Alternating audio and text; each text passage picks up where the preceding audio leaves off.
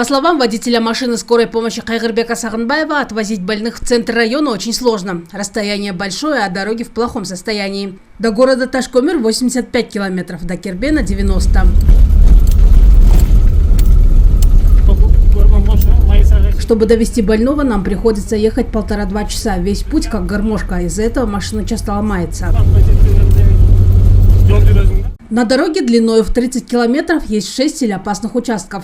В дождь застреваем в грязи, а в солнечную погоду дышим пылью, жалуются местные жители. Жолубузда мына больницага жете албай Кербенге жеткенче төрөтканадан барып кыйналып атат. Мисалы кечеге мен өзүмдүн аялымды алып бардым машина менен. Дороги в очень плохом состоянии. Буквально вчера у моей жены начались роды. Пока мы везли ее в город Кербен, у нас лопнули колеса. Еле добрались. Кажется, никому нет дела до нас.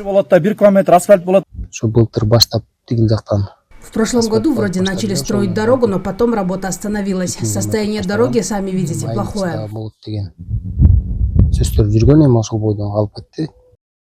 Дорогу обслуживает ДУ-38 города Ташкомер. Однако зимой и весной необходимая работа тут не проводится, уверяют местные жители. Если очистить дороги, наполнить ямы и сделать ровным покрытие, это бы стало хорошей экономией средств для водителей, которые тратят немало денег на ремонт авто. Бұл 30 километрдің аралығы 6 километр. Во время дождей там опасно проезжать. Есть опасность наводнения. Добраться до районного центра нам очень трудно. Жаан чачында, чындыгында бизге түйшүк жаратат. Районның борборуна же болсо коңшу. В селе Аксу проживают около 7 тысяч человек. Здесь есть 2 школы, 1 детский сад и 1 сельская больница. Местные жители надеются, что в этом году здесь построят хотя бы 5 километров дорог. Кая Душибаева, Кыял Сабирахонова, Алмамбет Кулушев, ЛТР, Джалабадская область.